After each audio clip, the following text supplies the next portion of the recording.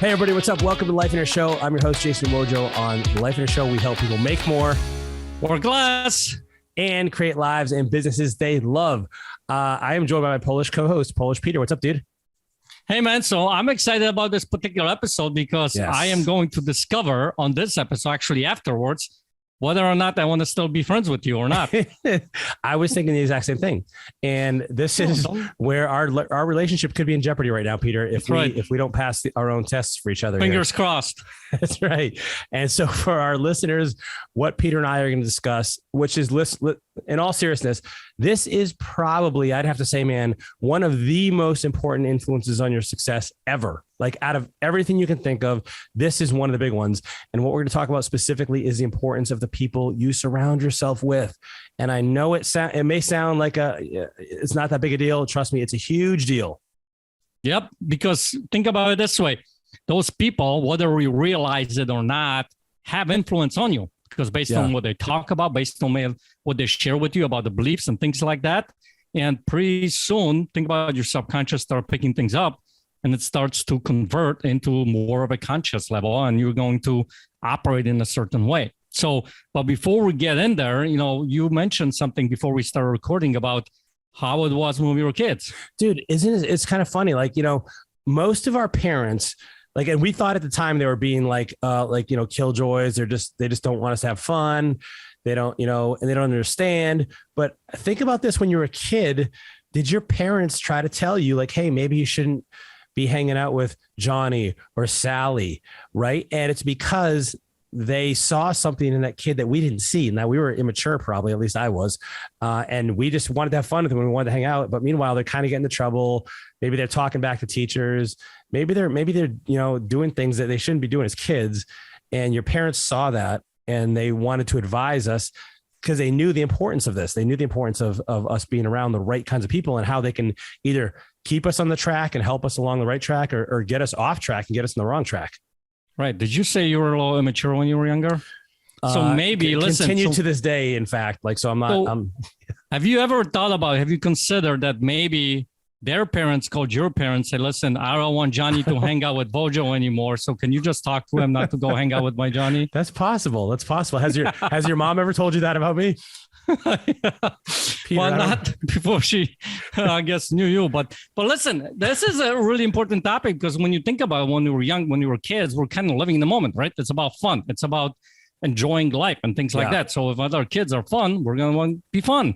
Well, actually, when I was growing up, I had a couple of twins who were constantly getting into trouble, and there was a, completely different discussion about that, why they were doing it. And for them, I think it was something going on their house, but it is like that a lot. Well, I think it was fun, but I think it was for me, it was also like, who accepts me? Like who do I fit in with?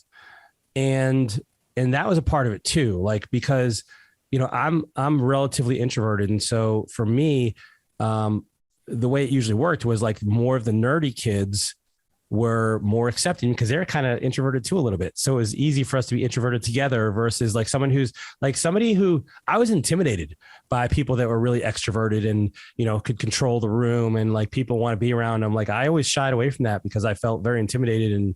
And so I shied away from that. And so the people in my life that I hung out with most times, not always, were kind of the nerdier kids, which in an interesting way, this influenced my life in a big way because, and I didn't know it at the time, but my desire to be around people that were kind of like me in terms of their introvertedness allowed me to be in what I'd consider the smarter classes, like the AP classes, because I wanted, my friends are going to the AP classes. And so I want to be in the AP classes because I don't want to be by myself and and all these people that are friends and I don't have any friends. And so I hung out with them.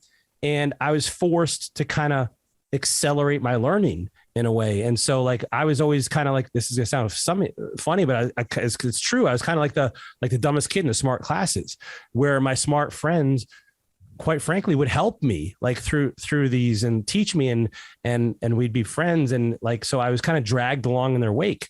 And it's kind of funny, but it really did benefit me, long term.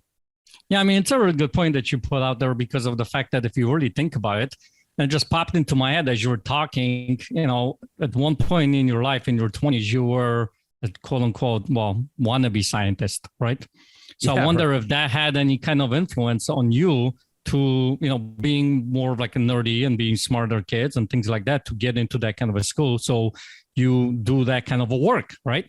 But if you really think about it, in high school times, what kind of Wojo was alluding to, this is the time in those age groups where you start trying to fit in, trying to figure out what do I fit in? How do I fit in? What's my role in the society? What's my identity, right? If you think about it, in high school, you have all these different groups. You got drama club and chess club, and you got cheerleaders and jocks, and you got the nerds, and you got the loners, right? Who are just by themselves or whatever the case may be. It's all part of trying to figure out how you fit in.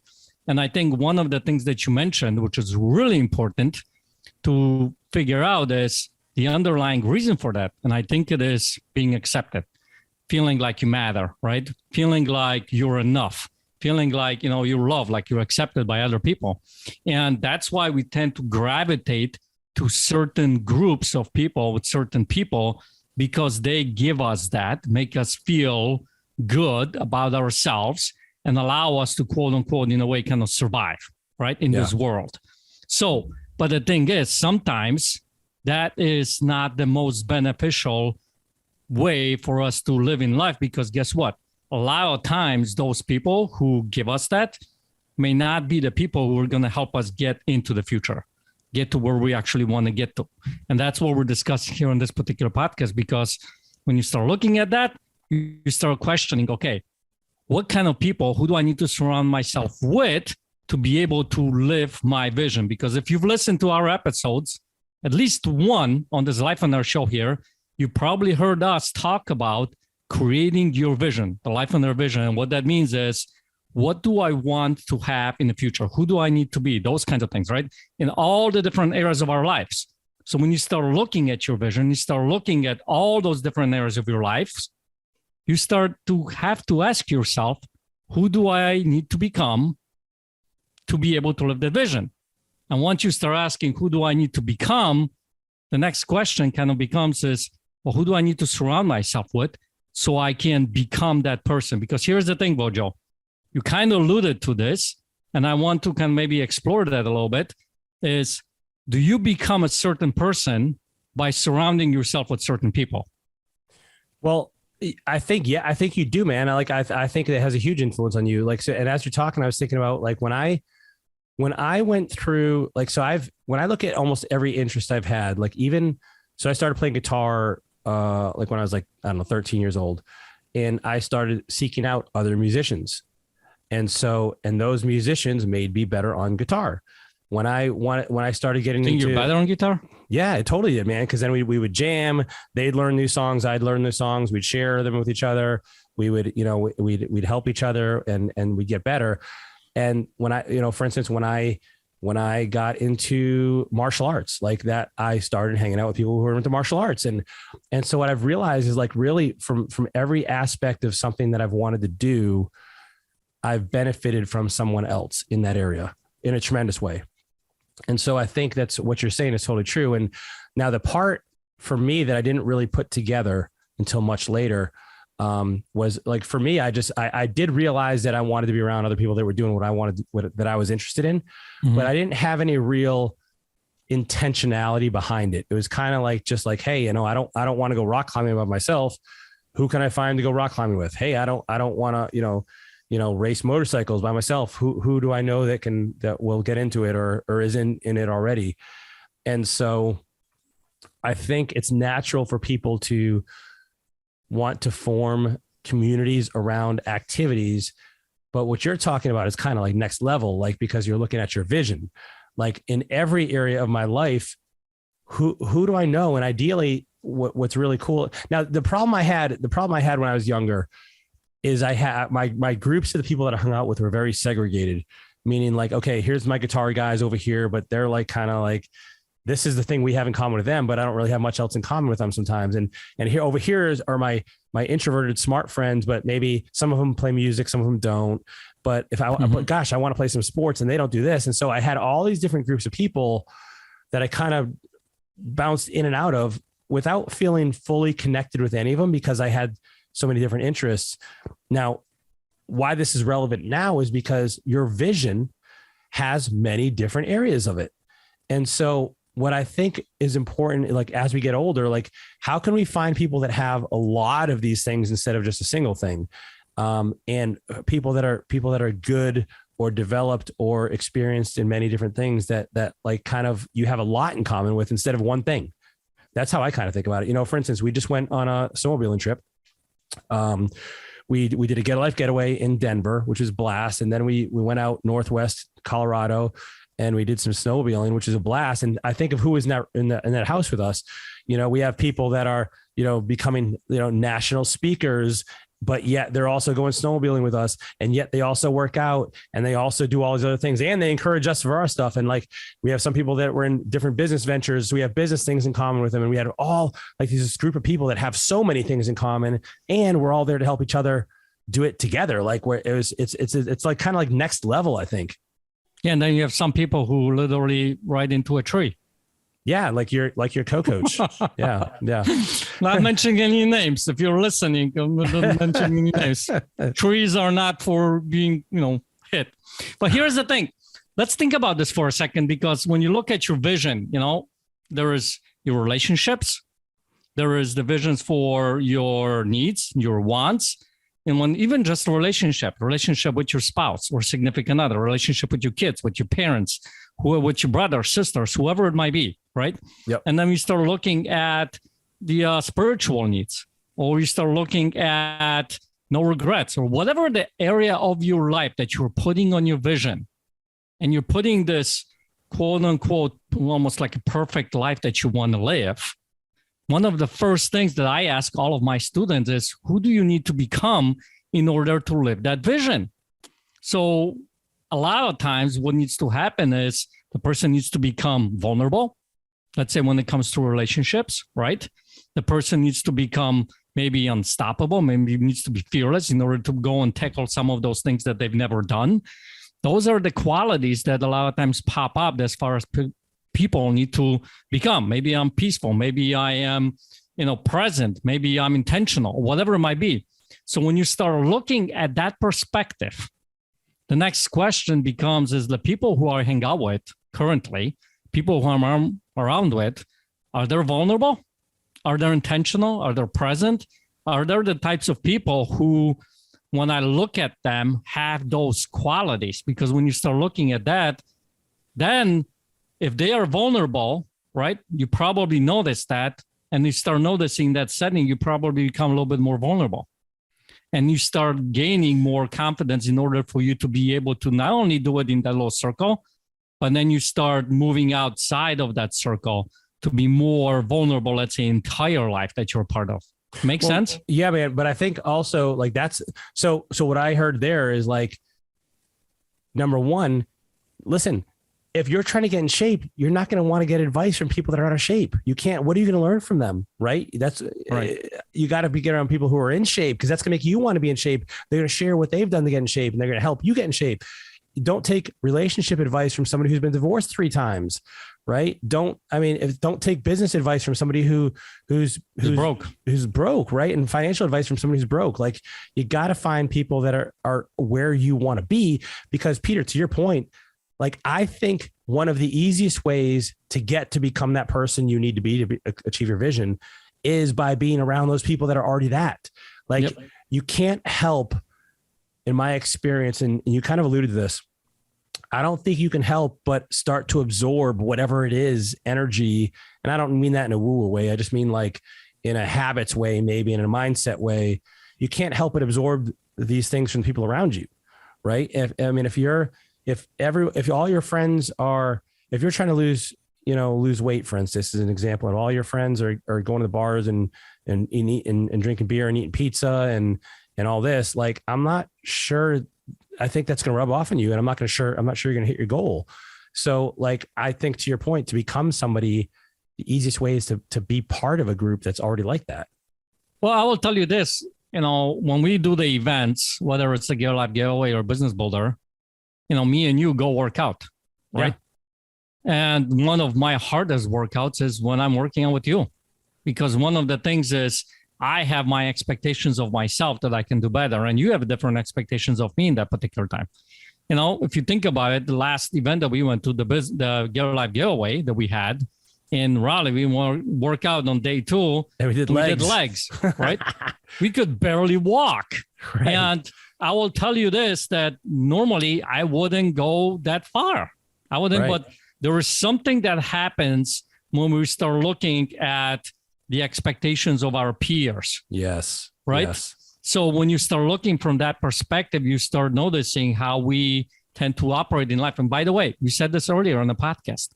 Why is that? Why does that happen? Well, because of the fact that we want to be accepted, the survival, be loved enough, and all that kind of stuff. So when you're working out with somebody who's pushing, I think you were pushing 150 pounds. When I started pushing 370, is that what it was? Right. No, but when you start seeing your counterpart who is there, and by the way, here's the important thing to notice. Those people, I think they need to be encouraging. They need to encourage you, not to put you down, because that's a big part of it. So you start looking at from the perspective. They're pointing out what's wrong, and what place are they coming from when they're pointing this stuff out. Yeah. Is it like, I start working out with my youngest right now, and he comes to me and we go to the gym and he's asking me, Tata, am I doing this right? Am I doing this workout right? Like we're just doing triceps on Saturday, right? And he's like, I just said, well, turn your hands a little bit this way. So I'm not speaking from him like you're doing it wrong. I want to encourage him to do it right. And he's listening to me and he's kind of changing his routine and things like that. And all of a sudden he starts getting better and better and better. So I think that is why putting yourself up with people who are above you, who you can look up to, who will encourage you, who see the best in you, is really important. Yeah. And dude, it's huge. Well, and also, like, as you're talking, I'm thinking of a few things that are really just leaping out at me here, because this is such an important topic. Is, someone you need to be, and I want to talk about some of the characteristics of somebody you should be looking for. To be more specific, if you're a listener right now and you're like, well, gosh, I mean, this makes sense. It makes sense, but I'm not exactly sure what I'm looking for. You're looking for people that are going to help you be better. That'll make either directly, ideally directly help you. Like they enjoy helping people. And by the way, I'll tell you, people that are really successful don't worry about competition. That's not a scarcity mentality. They're not worried you're going to become better than them. Like, they want to see you grow and improve. Abundance. It's abundance. They are people who are doing what you want to do, who who want to see you succeed. Like, that's another huge thing. And who are open to sharing that. And to your point of encouragement, Peter, I think ideally this person knows how to encourage you. And for instance, like, and sometimes, like, for instance, I'll use weightlifting as an example. When I'm in the gym working out, I'm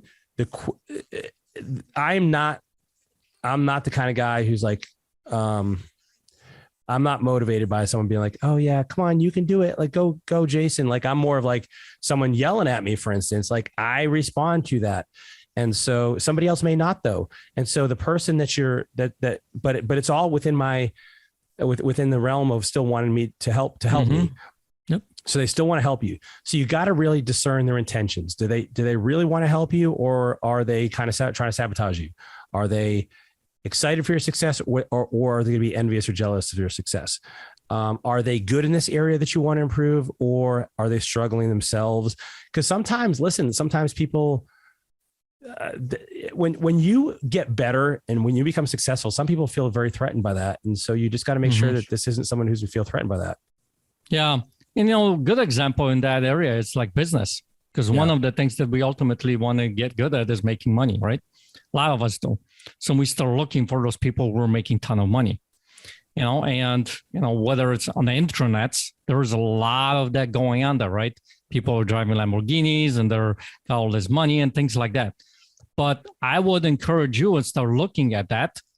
That's just one aspect of being successful. When you look at your own vision, you start looking at, what do I want my relationships to look like? Well, I want to have a fruitful, powerful, amazing, like honeymoon type of a relationship with my spouse.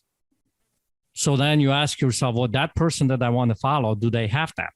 And you start learning more about that particular person if that's the case. Or are they working 120 hours a week and they barely ever see their spouse. And then that's a completely different story. So that's when you start looking, okay, there's this person that I really want to surround myself with. Yeah. So that's an important aspect, because you have to, Wojo mentioned this, and I want to encourage you to look at that too. It's not just one single area of your life or their life that you have to look whether that person is going to be, good person to surround yourself with. So I think we kind of mentioned that enough. I want to ask you, and I think because listeners are probably thinking about it, it's like, what? Okay, great. Sounds good. I want to surround myself with the right people, the ones that are challenge me in the right way, that know me very well, that are, allow me to be, let's say, vulnerable, or be able to cheer me on with my successes. And they are not going to put me down, and they're not worrying about competition. They have abundance mindset, blah, blah, blah, all that kind of stuff. How do I find them? Yeah. Yep. So before I answer that though, let me just say one last thing about your point is, make sure you alluded to this, make sure you know what life really looks like for them. If they make all this money and they have a nice house, nice car, but they're working all the time, and you find out behind closed doors, they're out of shape, they're on the verge of divorce, they don't know their kids, all these things that are going on, I'd be very careful about learning from that person. Mm-hmm. Not to say you can't learn, but just be very, very careful, because you want to make sure that this person is on the same path that you desire as well, because that's the ultimate match. Now, to your point, Peter, that's a great question. How do you find them? Well, one thing I'd say before you even get there is you got to make sure what I believe life is kind of reciprocal, meaning these people want to hang out with you as well. They have to want to hang out with you as well. And so I believe when you look at what these people are giving you, you have to ask yourself, what can you provide to them? And so I think part of it is like going into these relationships and going to meet people, and even in general, not because you want something back or you expect something back, but just go to help other people and serve other people and come to the table. I'll give you an example. I was introduced to somebody who has a business that they run events for large companies. And I ran across a document recently that I thought they'd be interested in. And so I just sent it over to them. Like, this is something they probably don't have access to. Maybe they already know it, maybe they don't, but I just thought, I saw this, I thought of them. And so I'm like, hey, they might benefit from this. Mm-hmm. And so I think you have to have the mentality of serve first, and something comes back in the result of that. And so that's one thing that I'd say first is the mindset you need to approach somebody with before you even get there. Right. So that's a really good point, because what you just said probably happens a lot for people is that, okay, serve is good, being grateful, giving back to them, right? But what can I really be able to give to those people that's going to be valuable to them? If I'm down here and they're over here, right, they're so much higher in the level, who am I to give anything to them? You know, how am I? What would they get out of me? What can they actually be able to gain from me that's going to be beneficial to that relationship with them? And it goes back to the point of this life and their vision. Because if you start thinking about it and you start looking at it, there's probably certain aspects of you that are pretty amazing, that are something that you can give to the world, that you already given to the world. And you start looking from that perspective of not so much of putting yourself down, like I'm not good enough for this or whatever the case may be, but you do have something that you can give. All of a sudden, you can go and give a lot to those people, because I believe that every single person in this world has the ability and has the know-how or gifts or talents or whatever it might be to give to others. You know, so knowing yourself is really important. So a couple of things here: knowing yourself, and two, knowing really what you want. That's the vision. And then three, knowing what types of people do I need to hang around myself with in order to fulfill on those first two. Yep. Right. Yep. So that's that's first thing. Second thing is like, how do I go find these people now? Yeah. So I'll tell you, this quite frankly is a challenging thing. I'm not going to sugarcoat it. This is something where you got to make sure you really separate the wheat from the chaff. And most people in life, like if you're looking to just find one area or two areas, it's a lot easier. Like if you just want to get around somebody and who's really good at golfing, okay, well that's easy. You just go to the country club and you'll go golf courses and strike up a conversation. If you're looking for somebody kind of for next level for multiple areas of your life and in your vision, quite frankly, dude, most of my luck has been with people in Life and Air. Like, and it's because, and I've shared this story several times now, and you may have heard it, but, I got married to my wife 5 years ago, and she still wants to hang out with you. Well, after this episode, she may re-examine that. After I looked around that room and I saw who was at my wedding, like 95% of the people who were non-family members were Life and Airs, because these are the people that helped me. These are the people that encouraged me. These are the people that wanted to see me succeed in multiple areas. And that's not to say that they are my only friends, but certainly when I looked at this higher level stuff, these are the people that fit the match most appropriately. Now, of course, I still have friends in certain areas that I learn skills from. We exchange ideas. We're still friends.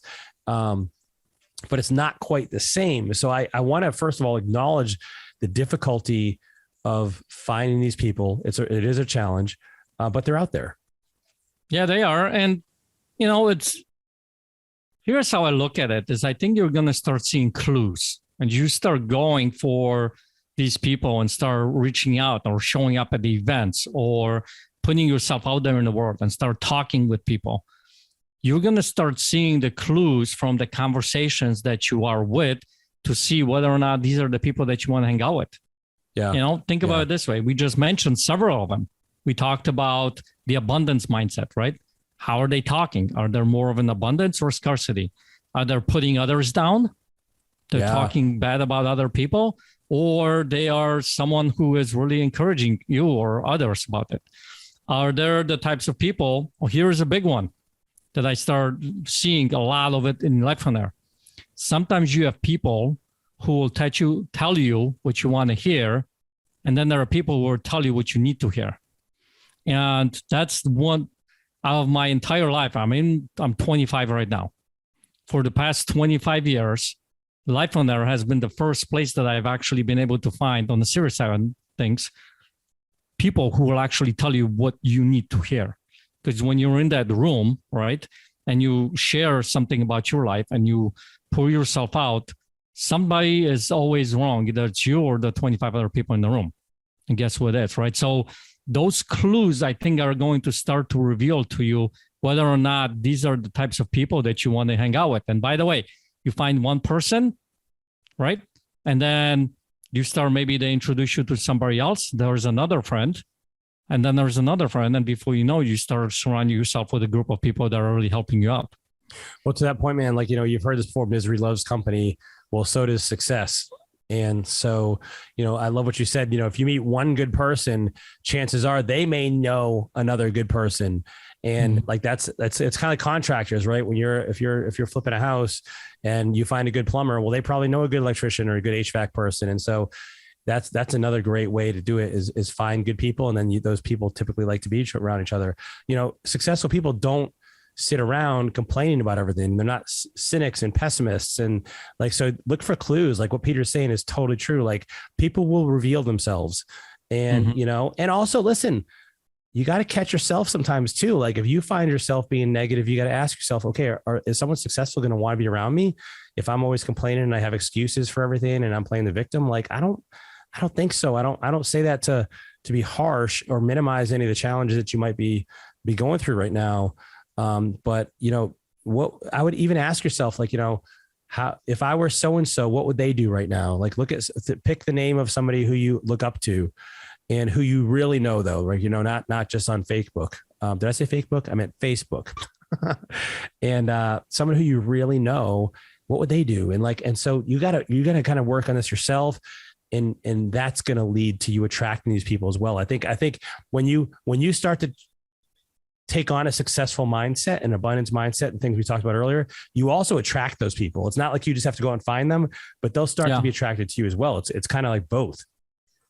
Yeah, because there's a point that comes when you I don't know if there's like an immediate or over time switch that happens for you. I mean, I didn't used to be as awesome as I am right now. I mean, Wojo, think right? I mean, you can probably tell the audience, right? No, I'm serious. But when it comes to growing in life, it's one of our top human needs. There is a point where it starts to, you look back in your life, maybe 2 years ago or 5 years ago or 10 years ago, and you start literally recognizing you're not the same person as you used to be. Like, I'm not the same person.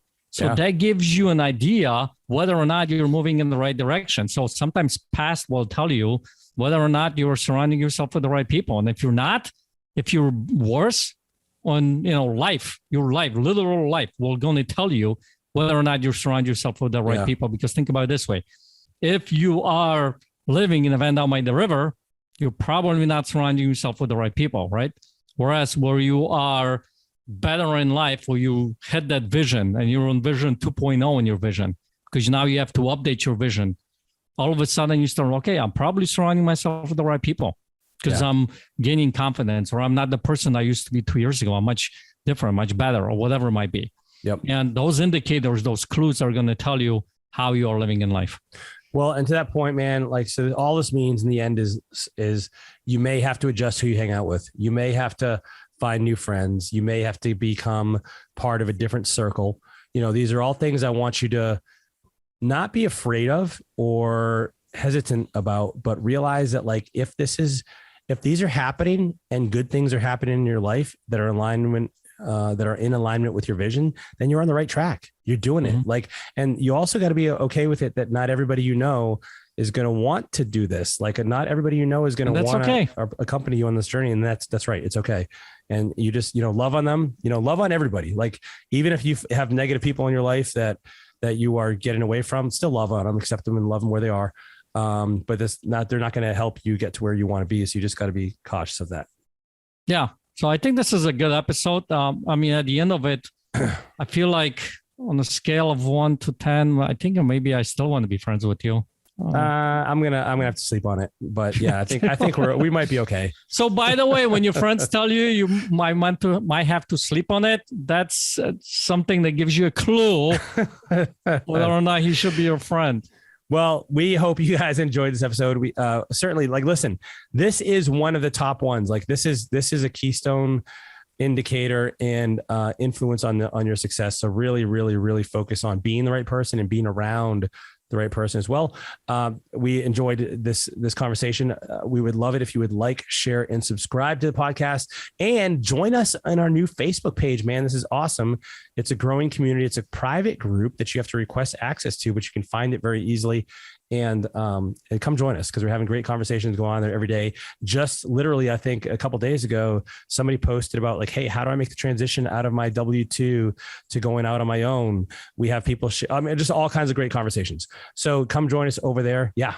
And that is a great community to find like-minded people. I'm being selfish a little bit, but it is so powerful. Like, just from that one conversation, right? I don't think I've heard one person in that one conversation say, why would you want to leave your W-2 job? Yeah. Why would you want to do that, right? That's crazy. That's stupid. I don't hear anybody say that. By the way, I do hear people talking and encouraging and creating different mini plans for that person to be able to go and take the journey to the next level. Awesome. Great point. All right, everyone. We'll see you next week.